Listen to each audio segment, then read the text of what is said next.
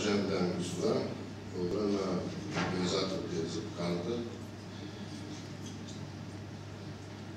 Предимно искам да ви кажа, че участието днес, моето участие или вашето ще ви го кажа от 100% практика. Ние като компания в Бургас от 2002 година имаме един медицински център, който за 8 години се разви много добре. И последните години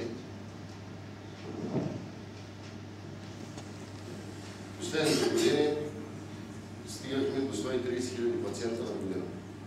Естественото развитие, както за една всяка компания, да направим една болница. И затова 2008 година почнахме да строим, 2009 година построихме тази болница. Най-модерната апаратура, конструкцията вътре и почнахме да работим. Първия месец и втория месец имахме перфектни резултати относно лечението. Страхотно. Хората болни, всичко си вървеше. Но оказа се, че имаме абсолютен финансов хаос. Първия месец и втория месец ние сме субсидирали болницата над 70% от фонд работна заплата. Просто ясно, че това е невъзможно да се получи, особено в частен сектор. И като собственици седнахме и анализирахме къде ни е проблема. Защото това продължава по този начин, особено и кризата и каквото последствията от кризата. Ние реално трябва още 3 месеца и трябва да затворим болницата. И до какъв извод стигнем? Един прост алгоритъм за приемане на болния в нашата болница е този, примерно. Участват в него най-различни звена, които, за да комуникират помежду си, им трябваше 4 човека администрация. Прост прием на пациент. И тогава вече взехме окончателно решение, че трябва да направим софтуер или трябва да закупим един софтуер, който да организира тези връзки и да работи в полза комуникация между служителите на самата болница. Видяхме кой е на пазара. За съжаление, повечето софтуери, които са на пазара, са ориентирани да обслужват здравната каса. НЗОК. Такава е системата.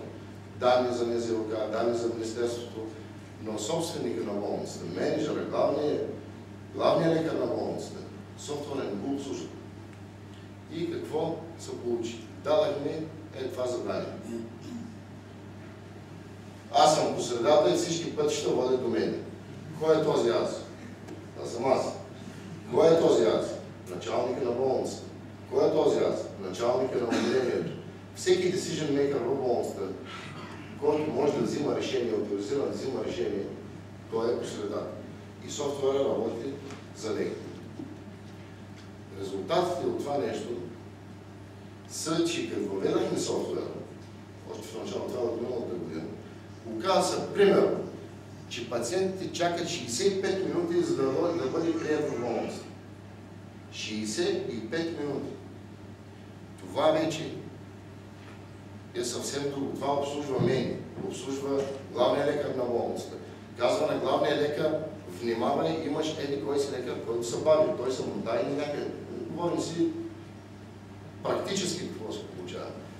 Тези данни, като работят в наша полза, като се подредиха отделението, като медицинската част на началниците на отделенията им се даде пълна информация относно здравната каса и алгоритмите на лечение, те може да ги следят без да вкладат из документите и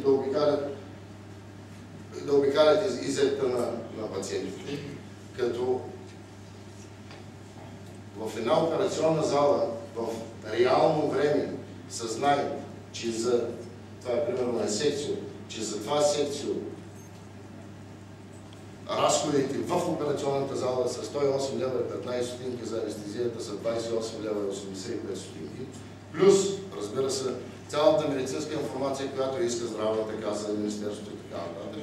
Това комбинирано всичко, това примерно е обикновено раждане.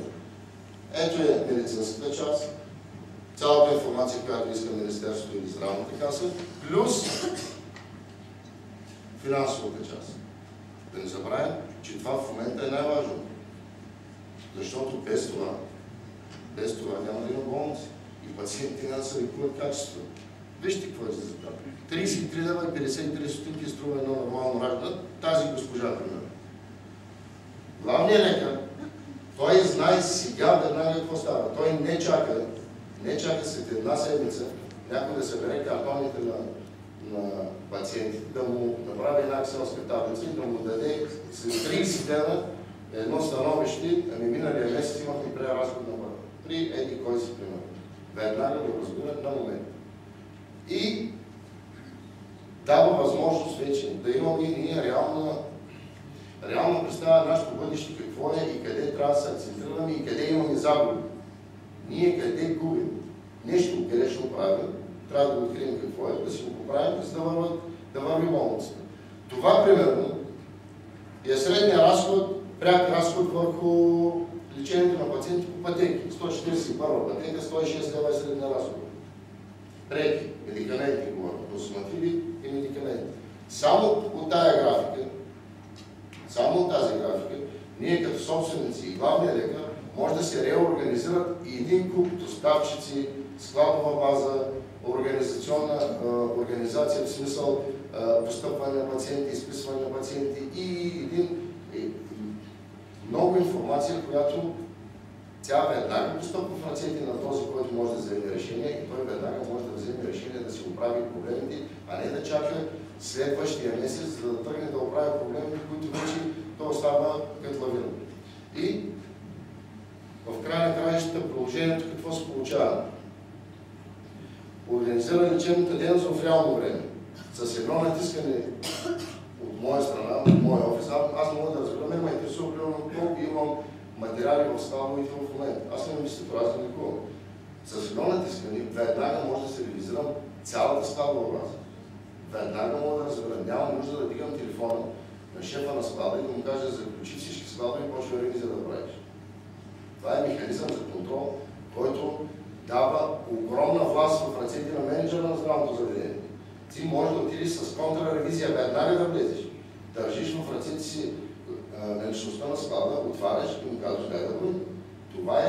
Това е реално вече практически може да доведе до много спестяване.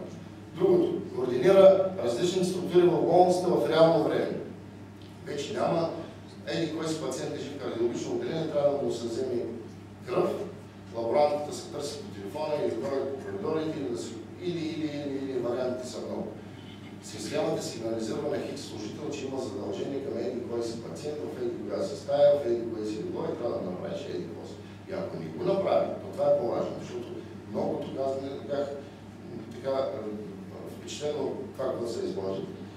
Но ако не отиде служителя, какво става? Това е вече контрамерката. Тук в нашия случай, ако не отиде служител да извърши тази дадена заявка, тя сигнализира на неговия пряк ръководител.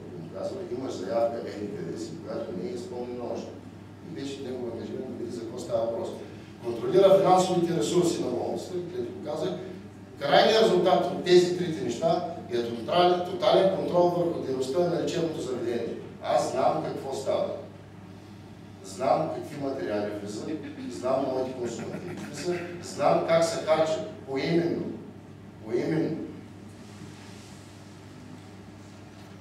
И предимствата на системата, в интерес на тези предимства бяха дадени като зададени към всички, които участваха в този конкурс да направят софтуер. Значи ние искахме лесен за използване софтуер. Знаете, че не всички могат да работят с компютъри в здравната система. Това ще бъде лесен, затова е не само лесен, имаме места, които с тъчка не се работи и не взима на регистрация на един пациент, не взима повече от 2 минути с всички проверки, които трябва да се направят. Безплатно извършва 70% от административната дейност. Нашата болница с 130 легла имаме 4 човека администрация. Тази част специално е изключително важна за всички. Защо? Защото тук вече софтуера няма нито да ти иска по-голяма заплата, нито да иска отпуски, нито да излиза болничен, нито да има намерение да стъжкува. Това не допуска човешки грешки. Разбира се, както ще казаха, прави проверки и не може да се изпише пациента, ако не са извършени всички задания от Министерството. Ако иска ЕКГ трябва да направи. Не може да го изпише такива неща. Осигурява ефективен контрол върху човешкия ресурс на болницата. Примерно, видявам графиците на отделението. Някой замислял ли се в графиците на вашите отделения, не знам колко собственици на болници или менеджери има тук, дали реално извънредните часове са такива, какви трябва да бъдат? Дали те наистина началниците на отделения знаят да правят графици или ги набутват се извънредни часове? Някой замислял ли се с това? Тук имам един симулатор, който помага на началник отделението. Казва си, имаш толкова работни часа този месец, трябва да имаш толкова служители, или да работи толкова, направи си график. Тоест той помага, не го задължава на 100%, но му помага. Ресурс, значи осигурява ресурси, човешкия ресурс, разходни медикаменти, консумативи, храната и най-важното за мен лично като инвеститор е статистиката в реално време. Аз мога да знам във всеки един момент какво е станало от миналия месец или вчера или днес.